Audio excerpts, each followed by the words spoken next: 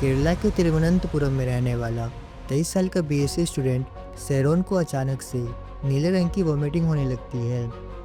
उसका पूरा मुंह अल्सर से भर चुका था, इंटरनल ब्लीडिंग हो रही थी। इसलिए इन सभी चीज़ों को देख करके उसके पेरेंट्स उसे तुरंत ही तिरुवनंतपुरम के मेडिकल कॉलेज में उसे एडमिट करवाते हैं। लेकिन अनफॉर्चुनेटली 11 दिनों तक संघर्ष करने के बाद उसकी मौत हो जाती है।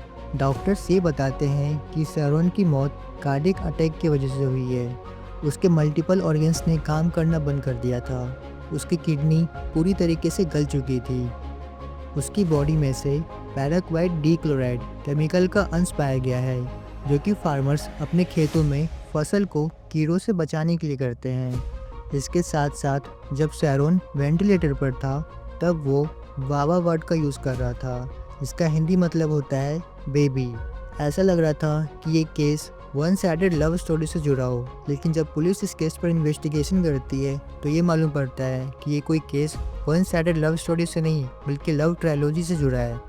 Hi, I am Shivam and welcome to the documentary of beyond the surface. साल 2021, केरला। एक बस जर्नी के दौरान 23 साल के सैरोन की मुलाकात 22 साल की ग्रेस्मा से होती है। जहां सैरोन बीएससी रेडियोलॉजी का फाइनल ईयर का स्टूडेंट था और ग्रेस्मा इंग्लिश लिटरेचर से पोस्ट ग्रेजुएशन की पढ़ाई कर रही थी। ये दोनों सेमी कॉलेज में थे, जिस वजह से अक्सर कॉलेज बस से आने और जाने के दौरान इन दोनों की मुलाकात होती रहती थी। स्टार्टिंग में तो ये दोनों काफ़ी अच्छे दोस्त थे, पर धीरे धीरे इनकी दोस्ती प्यार में कन्वर्ट हो जाती है। And according to a report, जल्दी ही ये दोनों एक होटल में इंटीमेट भी होते हैं। और उस मोमेंट का सैरोन ने बाकायदा वीडियो भी कैप्चर किया था, क्योंकि सैरोन केरला और ग्रेस्मा तमिलनाडु से थी, लेकिन उनके घर और उनके कॉलेज उन दोनों के स्टेट के बिल्कुल बॉर्डर पर ही था, जिस वजह से उन दोनों को मिलने में कोई प्रॉब्लम भी नहीं होता था। Everything was going well in their life until Greeshma met an astrologer.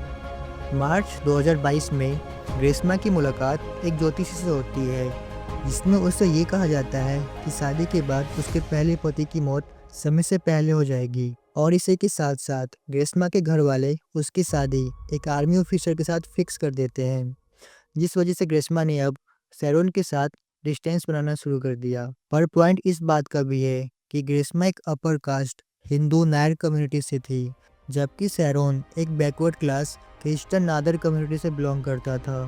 ग्रेस्मा ने कई बार सैरोन से अपने सारे रिश्ते को ख़त्म करने के लिए भी कहा था, लेकिन वो नहीं चाहता था कि उसकी गर्लफ्रेंड उससे दूर हो। इनफैक्ट जब सैरोन को ग्रेस्मा की शादी कहीं और फिक्स हो गई है, इसके बारे में जब पता चला, तो एलिजिबली वो दोनों एक मंदिर में जा कर के प्रॉपर हिंदू रीति रिवाजों से शादी करते हैं और फिर क्रिश्चियन रिचुअल से वेतुकर चर्च में जा कर के रिंग सेरेमनी परफॉर्म करते हैं। और बाकायदा शादीशुदा कपल की ही तरह ये दोनों एक रेंटेड रूम में जाकर के इंटीमेट भी होते हैं, जिस मोमेंट को सैरोन ने अपने फ़ोन में रिकॉर्ड भी करा था। ग्रेस्मा अब 2 रिश्तों में फंस चुकी थी और फरवरी 2022 में घर वालों की तरफ से उसकी शादी भी फिक्स हो जाती है। उसे ये डर था कि अगर वो अपने बॉयफ्रेंड सैरोन से ज़बरदस्ती अपने रिश्ते को ख़त्म कर देगी तो वो उसके इंटीमेट पिक्चर्स को लीक कर देगा। जिसके बाद फाइनली वो गूगल पर जा कर के multiple types of murder case के बारे में सर्च करती है, जहां उसे स्लो पॉइजन के बारे में पता चलता है। ग्रेस्मा अक्सर सैरोन को चैलेंजेस के नाम पर जोश पीने के लिए गई थी, जिसमें उसने पहली बार पैरासीटामोल के लगभग 50 टैबलेट्स को मिक्स कर दिया था।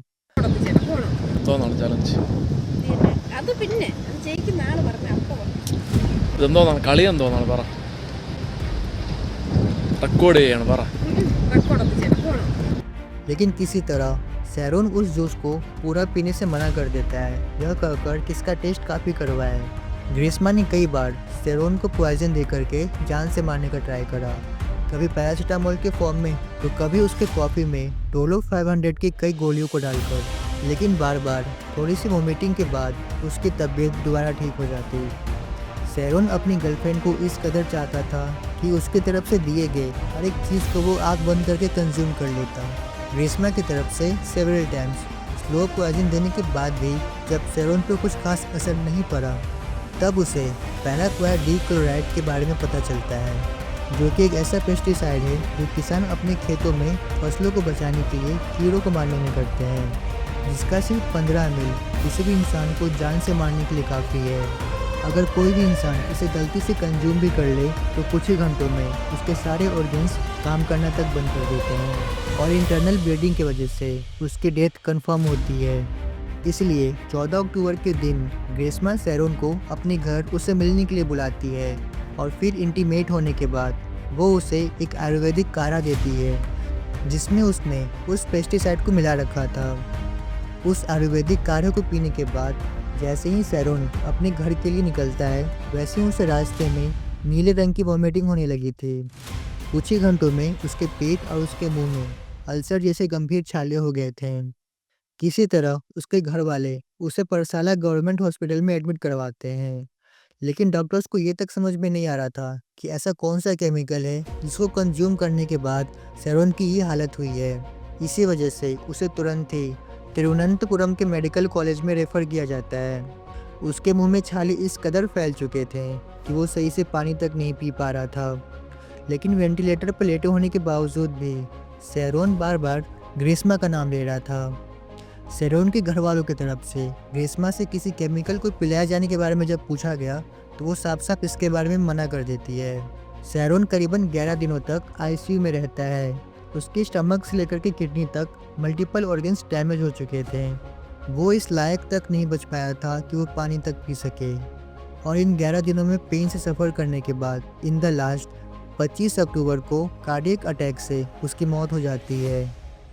डॉक्टर्स बताते हैं कि अगर उन्हें पता होता कि सैरोन ने किस केमिकल को कंज्यूम करा है तो शायद उसके एंटीडोट से ही वो उसको बचा सकते थे। बेटे की मौत के बाद सैरोन के पेरेंट्स ग्रीष्मा पर शक के आधार पर एफआईआर रजिस्टर करवाते हैं, जहां पर केरला पुलिस एक्टिवली काम करके जब इस पर इन्वेस्टिगेशन स्टार्ट करती है तब उन्हें ग्रीष्मा के फ़ोन के गूगल सर्च से मल्टीपल टाइप्स ऑफ पॉइजन की सर्च करने के बारे में पता चलता है और लकीली उस पेस्टिसाइड की खाली बोतल बरामद भी हो जाती है। और कहीं ना कहीं सैरोन को भी अपनी गर्लफ्रेंड पर शक था, इसलिए सैरोन ने उस काढ़े को पीने से पहले बाकायदा उसकी वीडियो बनाई थी और जब ये वीडियो केरला पुलिस के हाथ आया तब अब पुलिस कंफर्म हो चुकी थी कि सैरोन को मारने के पीछे इंटेंशनली उसकी गर्लफ्रेंड ग्रीष्मा का ही हाथ है। जिसके बाद 17 जनवरी 2025 मीन्स इस केस के 2 सालों के बाद केरला एडिशनल कोर्ट के जज एम बशीर ये कहते हैं कि ये केस एक rarest of the rare case है, जहां ग्रीष्मा ने कई बार अपने बॉयफ्रेंड को जान से मारने का कोशिश करा, सिर्फ और सिर्फ इसलिए क्योंकि वो उससे पीछा छुड़वाना चाहती थी। जज की तरफ से ये कहा गया कि ग्रीष्मा ने लिव इन रिलेशनशिप को यूज एंड थ्रो की तरह यूज़ किया। 11 दिनों तक आईसीयू में रहने के बावजूद भी ग्रीष्मा ने ये नहीं बताया कि उसने सैरोन को कौन सा केमिकल पिलाया था। अगर वो चाहती तो वो उसे बचा सकती थी, पर उसने ऐसा नहीं करा। इसीलिए इन्हीं सब चीज़ों को देख करके कोर्ट उसे फांसी की सज़ा सुनाती है और एविडेंस को मिटाने के जुर्म में ग्रीष्मा के अंकल को 3 सालों की सज़ा सुनाई गई। एंड अप्रिसिएशंस टू केरला पुलिस जिन्होंने इस केस पे एक्टिवली काम करके इसको सॉल्व करा। So that's all for now, and thanks for watching this video. Do subscribe this channel for more upcoming videos and please like this video. Till then, be healthy and be safe.